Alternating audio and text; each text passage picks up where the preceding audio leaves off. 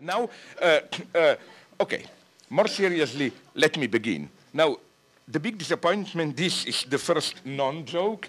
I will be the one who will somehow talk about its extremely boring psychoanalysis and German idealism. Somebody, okay, so here we go. Hegel was fully aware of how the weight of an event provided by its symbolic inscription sublates, of course, I'm speaking about Aufhebung, sublates the event's immediate reality. For example, in his philosophy of history, he provides a wonderful characterization of Thucydides's history of the Peloponnesian War. Quote from Hegel. In the Peloponnesian War, the struggle was essentially between Athens and Sparta. Thucydides has left us the history of the great part of it, and his immortal work is the absolute gain which humanity has derived from the contest. End of quote. I hope you are aware what Hegel is saying here, and I agree with him. We should read his last statement in its full naivety. In a way, from the standpoint of world history, the Peloponnesian War took place so that Thucydides could write a book on it. The term absolute gain, should be given here all its weight. From the point of relative finite human interests, numerous real tragedies of the Peloponnesian War, suffering, devastations, are of course infinitely more important than a book. But from the standpoint of the absolute, it is the book that matters. Not, as some revisionists claim, bodies that matter, book matters. One should not be afraid to say the same thing about other truly great works of art. I think even many of us would accept implicitly that the Elizabethan era took place in order to give rise to Shakespeare. Shakespeare's work is the absolute gain which humanity derived from all those vicissitudes. And why not? Hitchcock's masterpieces of the 50s are the absolute gain which humanity derived from the rather depressing Eisenhower period of the United States. So again, is this some crazy idealism? No. I think that the whole point, which condenses precisely this conjunction between psychoanalysis and German idealism, is how to read this apparently absurd subordination of reality to its narrativization in a materialist way. Not as some teleology, but strictly as a contingent materialist process. So that, and even we could, of course, put it in the same way apropos Wolfman. Wolfman had a tragic life, but was not obviously the absolute gain to humanity, Freud's case study on Wolfman. Now, how then do we stand with regard to psychoanalysis and German idealism? The first philosophically relevant attempt to establish the link between German idealism and psychoanalysis was the one which took place within the tradition of the Frankfurt School. It was fully elaborated by Habermas in his Erkenntnis und Interesse, Interest and Human Knowledge. And then it acquired its definitive formulation in Helmut Dahmer's pretty good book, Libido und Gesellschaft, Libido and Society.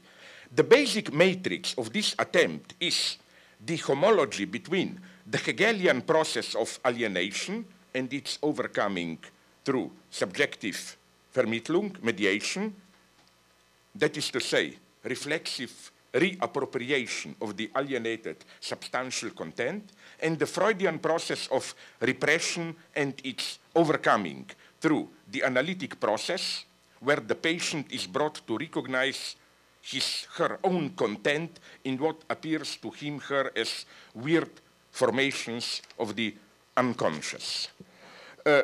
So I hope, again, you got the point here. This is the elementary, almost natural matrix. In the same way as Hegel speaks about alienation, something alien confronts you, you don't recognize yourself in it, but then through dialectical mediation, you reappropriate it. In the same way, so it seems, in psychoanalysis, this is what Freud is doing. This is how we usually read Freud's Wo es war, soll ich werden, where we spontaneously experience some eccentric foreign compulsion and so on. I should recognize myself in it. Okay.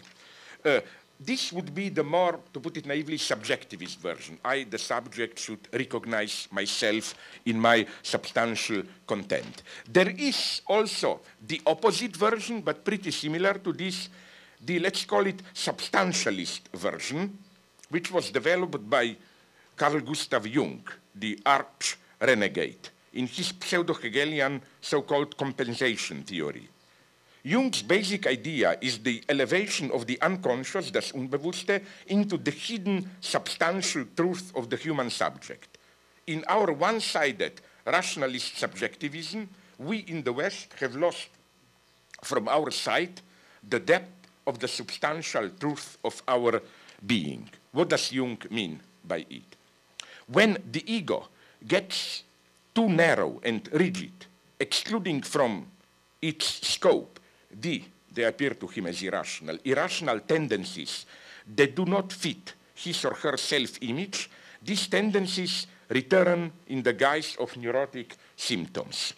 Say, when a man curtails his feminine shadow, anima, cutting it off his identity, it returns to haunt him in the guise of monstrous, obscene feminine figures in which he is not able to recognize himself and experiences them as brutal foreign intrusions. Then, of course, the goal of therapy is not to fight these symptoms, not to eliminate them, but to integrate them into a wider self which transcends the narrow confines of ego.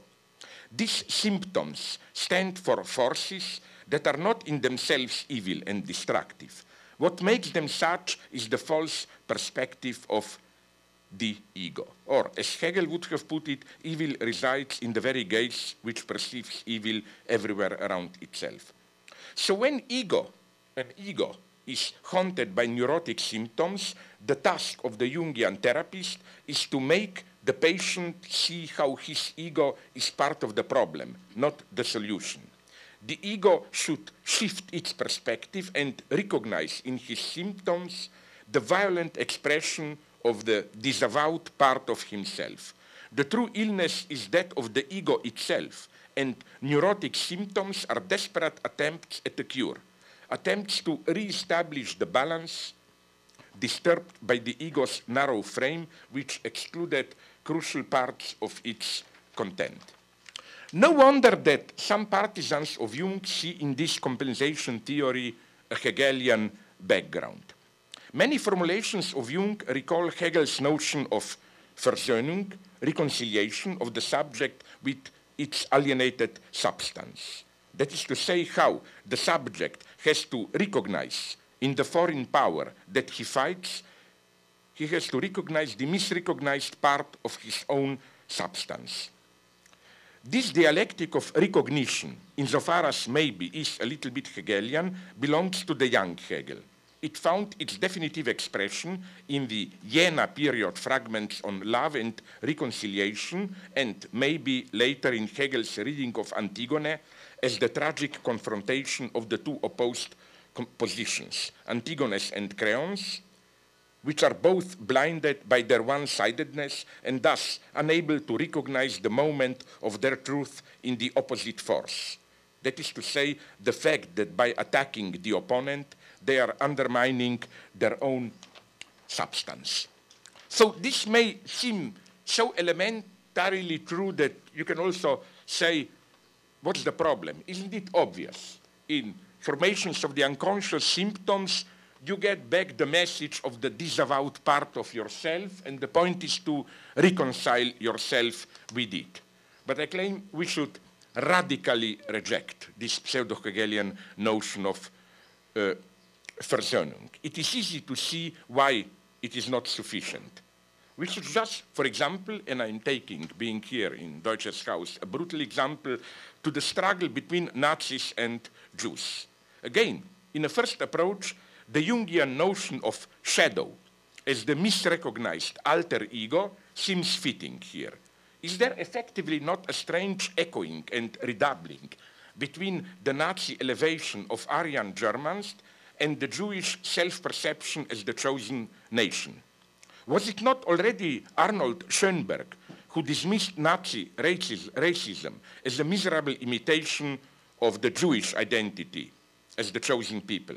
However, that would be my critical rejection, is it not obscene to say that each of the two parties should recognize in its opponent its own truth and substance, its own second self? The only thing this could mean for the Jews is that they should recognize how, in the guise of the Nazi hatred of them, they suffer the reaction to the fact that they excluded themselves from their organic communal life, that they abandoned themselves to rootless, alienated existence. It is immediately clear what is wrong here. What is missing is the radical asymmetry of the two poles. While the anti-Semitic figure of the Jew effectively can be conceived as some kind of symptom of Nazism, symptom of what is false in Nazism. And to cover up again this falsity, the Nazi needs the figure of the Jew to sustain its own identity. Nazism is definitely not, in a symmetrical way, a symptom of Judaism, the return of its repressed, its inner truth. I mean, it would be obscene to say to a Jew, are you aware that in resisting the Nazis, you are resisting your own essence, and that you should reconcile yourself with the Nazis and recognize your own identity in it? Why is then this wrong, this compensation theory? When you have a conflict, each side should admit, recognize its own shadow in its opposite. The opposition of poles conceals the fact that one of the poles already is the unity of the two. So for Hegel, there is no need for a third element to bring the two together. Hegelian so-called reconciliation or synthesis, incidentally, he never uses the word synthesis, is not, we have one-sidedness, the other one-sidedness, and then we need a broader perspective to bring the two together. What does this mean? Let me take the example of the opposition between liberal individualism and fundamentalism. Today's communitarians advocate effectively a kind of Jungian compensation theory. We in the West put too much emphasis on individualism, neglecting the community bond, which then returns to haunt us in the guise of fundamentalist threat. The way to fight fundamentalism is to change our own position, to recognize in the distorted image of fundamentalist threat the neglected aspect of our own identity. The solution is thus the proper balance between individual and community, a social body in which collective link and individual freedom organically supplement each other. Incidentally, this synthesis was already proposed by the Nazis. They claimed that on the one hand, the Jewish individualism neglected community. On the other hand, the communist Bolshevik, also Jewish, but Jews are everywhere. You know this. Collectivism neglected individualism, and that the fascism proposes the right balance. What is wrong here is this very figure of a balanced harmony of the two opposed principles. Our starting point should be, on the contrary, the immanent contradiction of the capitalist individualism. Fundamentalism is ultimately a secondary reactive phenomenon, an attempt to counteract, to gentrify this antagonism. For Hegel, the goal is not to re-establish the symmetry and balance of the two opposite principles, but to recognize in one pole the symptom of the failure of the other. Like, Nazis need anti-Semitism to cover up their own mask. Or fundamentalism today is a symptom of the deadlocks of capitalist liberalism. Or, back to Sophocles, Antigone is a symptom of Creon, and so on and so on. So the solution is to revolutionize, change the universal term itself, liberalism or whatever, so that it will no longer require its symptom as the guarantee of its unity. That's the whole point of Hegel. Hegel also preaches this standpoint of the absolute, where you see how opposites are apparent, how they really supplement each other. But his point is not to remain stuck at this. His point is that precisely the only change is the change of totality, which means that the absolute greatest enemy of Hegel is this. Sometimes even some Hegelians fall for it. This, let me call it, circle, to refer to the greatest movie, blah, blah, Lion King. You remember that disgusting song where I become a Goebbels guy, drop my gun when I hear it, The Circle of Life. You know when? And who sings it? The lion on the top, of course. Says to his son, you know, through we are eating zebras, but zebras are eating, but we then turn to dust, to manure, manure feeds grass, and zebras are eating grass, and we are eating zebras, and so it's a cycle of life, no? I mean, what's false in it? That precisely the task is not to be stuck at this wisdom, but how to change the cycle of life itself and at least impose a different cycle. You will see my point if just, this would be for me the truth of The Lion King, to replace this song with a different song. Sorry, it's an obscenity, but I present it just to make you see the obscenity of this wise position, opposites complement each other. Imagine that at the end of the film that I don't like, of course, Life is Beautiful. Let's say that the son sees through the horror of Auschwitz and turns to father, to Roberto Benigni, Dad, but it's horrible, the Nazis are killing us. And then in a Monty Python style, Roberto Benigni starts to sing, but my son, it's all part of the cycle of life. It's true, Nazis are killing us, but then Nazis will drop dead, their bodies will be manure to cows, from cows they will make steaks, and we with our Jewish money will buy the steaks and eat them, so it's all one big cycle of life, no? But the point is precisely that how to make a cycle of life where Nazis don't kill the Jews, no? In other words, this entire model of fighting the extreme and finding the balance is false. Is false. You can see it even, for example, because we also have a communist version of this balance. It's even a central ingredient of Stalinism. Leninism is different. With Leninism, you are always one-sided. You are always stupid. You can only repeat mistakes. Lenin is, for me, Beckett in politics, more or less. I mean, but Stalin, you know, always, Stalinism, do you remember this, if you are lucky to remember it, always, Stalinism always needs two opposites, right-wing deviation and left-wing deviation, and then Comrade Stalin proposes the synthesis. Why is this synthesis false? Where there is one mega joke from Soviet Union, which I really like, for me, mega joke. It refers precisely to this ability of Stalin to bring together the opposite. It's that in mid-30s, they had a big debate in Politburo, will there be money in communism or not? First, the left-wing radicals, Trotskyists claimed, of course, there will not be money. In communism, we will overcome all forms of alienation. Then Bukharin, right-wing deviationists said, no, money is natural, you know. There is no socialist. They speak like John Galt at the end of Atlas Shrugged, you know, no, without money there is blah, blah, blah. And then all look, of course, at Comrade Stalin. No? And Comrade Stalin says, no, you are both wrong. Both are deviations. We need a dialectical synthesis. In communism, there will be money and there will not be money. Synthesis. So then somebody asks, how do you mean this, Comrade Stalin? You know what he answered, you can guess. Very simple. Some people will have money, others will not have money. No, I mean, no. Okay, but let me go on. Now, to grasp this logic of universality, which is why Hegel never speaks about symmetrical opposites. It's always one term relating to other and the truth of it is that it's really posited by the self-mediation of the other.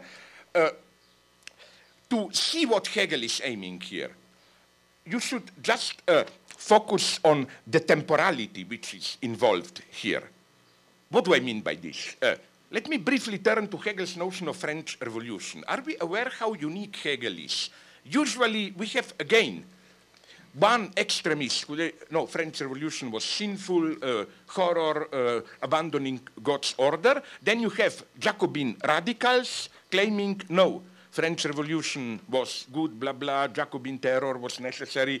And then the predominant liberal notion, it's really like Stalin's, there will be money and for some or not. It's something like the basic liberal compromise, as you know, is 1789 without 1793.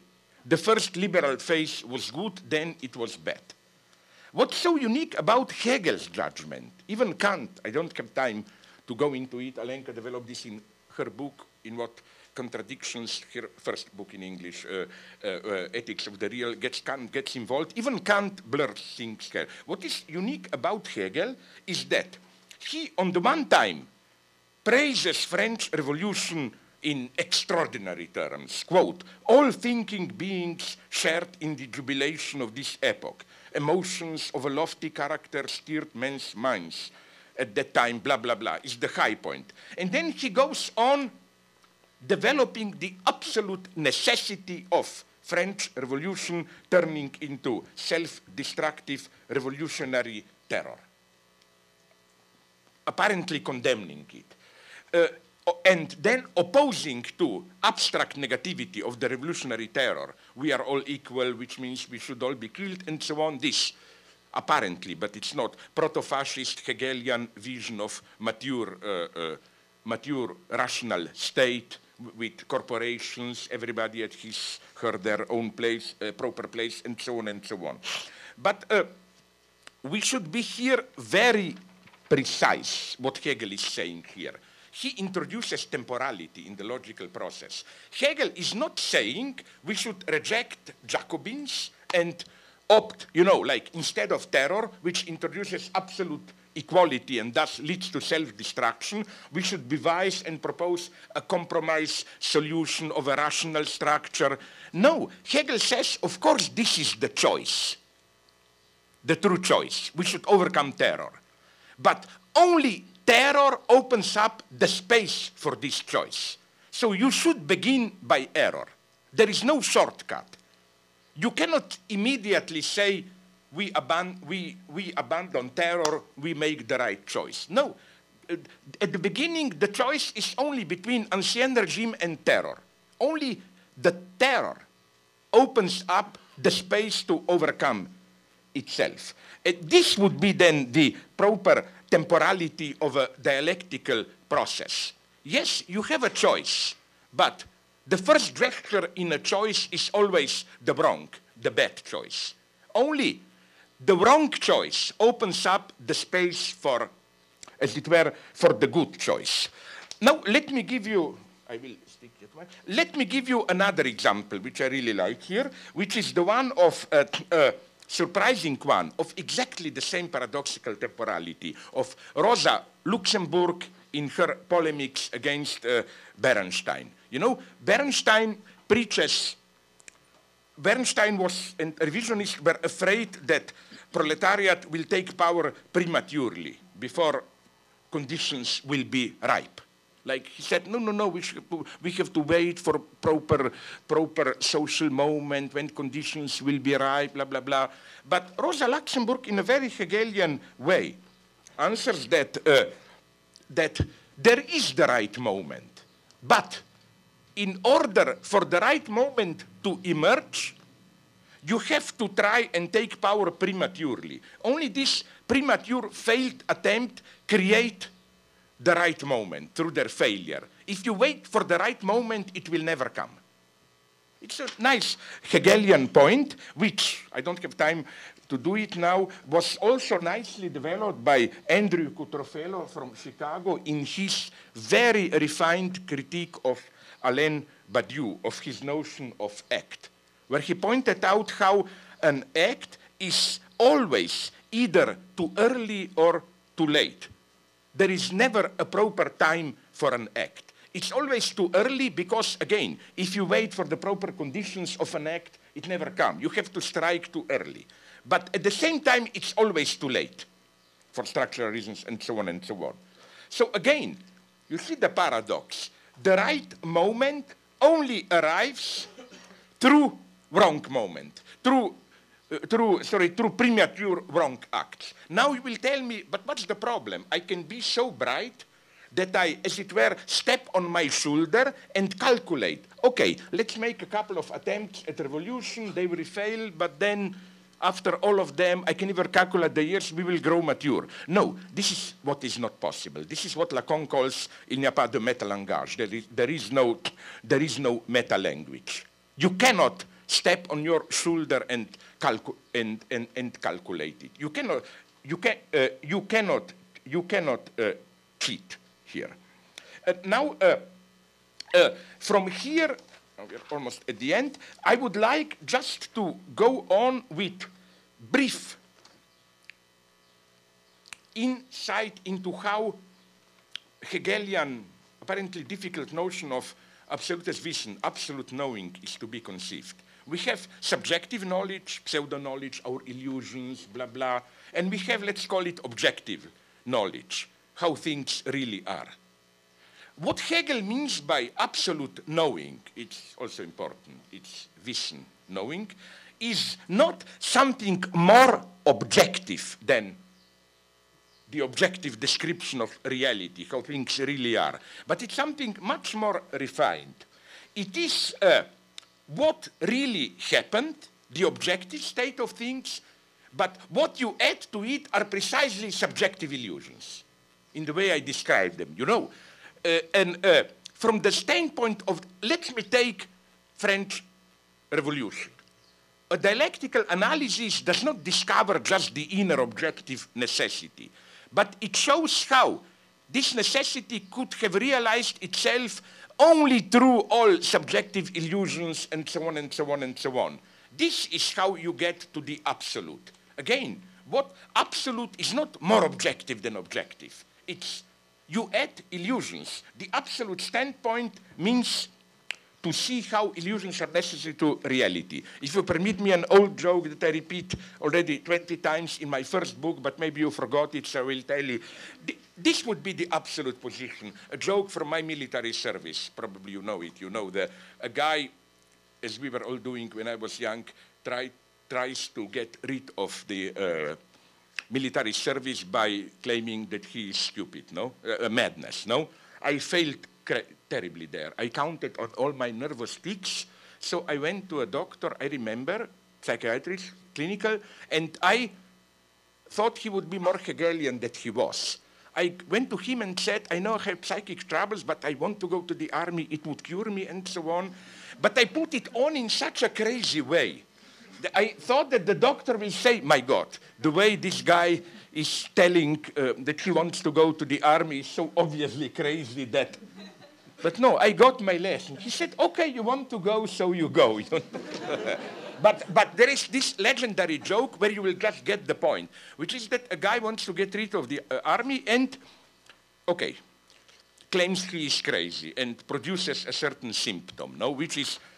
he looks at all the papers that he sees, just every paper, and just repeats, this is not it, this is not it, this is not it, and so on and so on. Finally, he is called to the military doctor's commission, and there also, he looks at everything and says, this is not it, this is not it. No, the doctor says the guy is obviously crazy, and they proclaimed him insane and gave him the document stating this. And he looked at it and says, yes, this is it. You know, like... But you see how this is it arises precisely through illusions. You don't get it directly. Again, what does it mean? This immanence of illusion to reality is the big lesson of psychoanalysis. And let me just now conclude with two very short points. I remember some 20 years ago in a German, I think it was in Stern magazine, there was a caricature depicting 5 men who were asked what will you do next summer? And each of them gave the expected polite answer. One said, oh, I'm already dreaming about reading in peace a good book. Another guy said, I want to visit a faraway country. A third guy said, I want to rest on a sunny beach, and so on and so on. But then above the head of each of them was this, like in cartoon, the cloud, where, of course, in each case you find a naked woman. No, like, it was vulgar idea, blah, blah, blah. You talk, but you all think about this. Now, this is totally wrong. The whole point of psychoanalysis is that it's exactly the opposite that is true. If we probably, maybe not all, but most of us, if we were to be asked, probably sincerely, yes, we would probably have stated something like explicitly, not in the cloud, my God, I just want to screw like crazy all the time, whatever.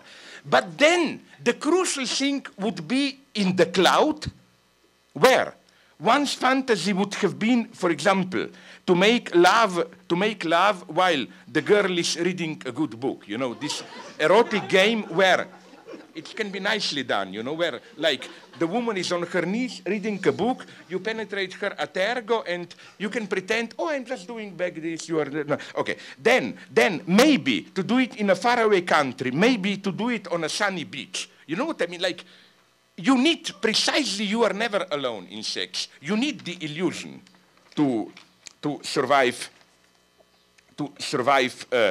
reality. Now we come to the final point, and with this, yes, I will conclude.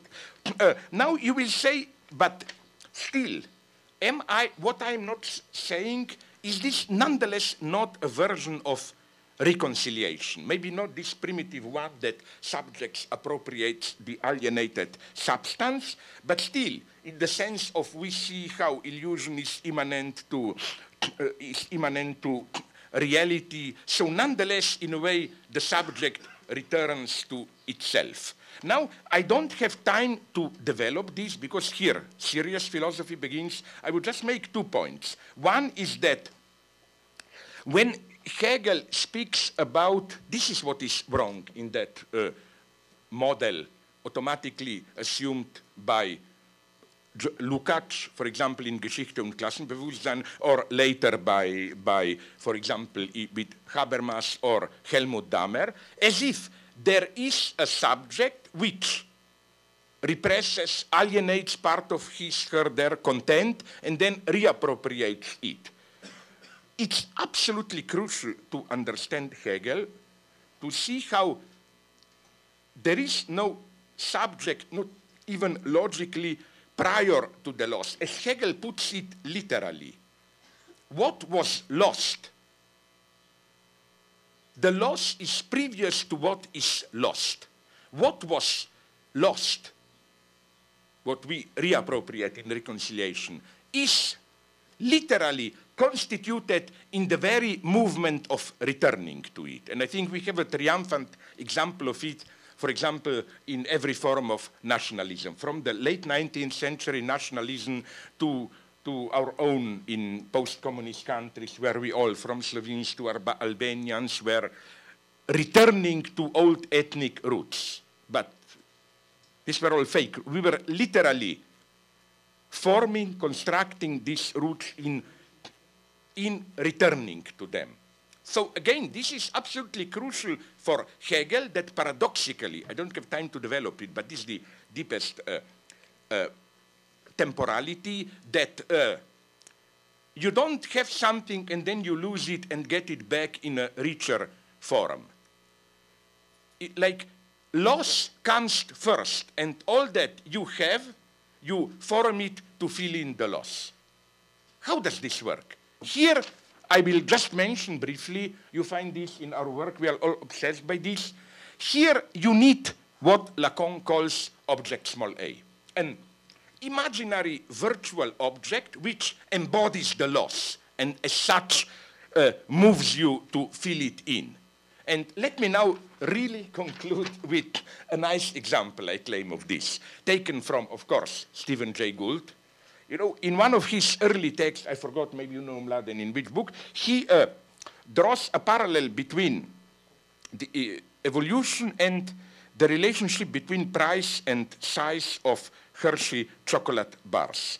Comparing price and size changes from 49 through 79, Gould discovered how the company gradually diminished the size. Like, let's say the price was 5 cents, but the size was smaller and smaller. Then at a certain point, they raised the price and the size, but not to the level, the size, even when chocolates became larger again, did not reach the size of at the beginning. So the size go down when the price remains the same, the size goes down. Then price goes up, size goes down. Then again the same process, no? To maintain the same price, chocolates getting smaller and smaller, and then again, and now comes, here you can see that Gould was a great Hegelian, no? He says, if you extrapolate from this tendency, you can exactly calculate at what point you will get nothing, you know. And he says, and you can exactly calculate how much this nothing will cost. The big problem we are struggling with, this is what Lacan calls object A, is is Hegel, can we within Hegelian horizon think this or not? Thanks very much, Alenka.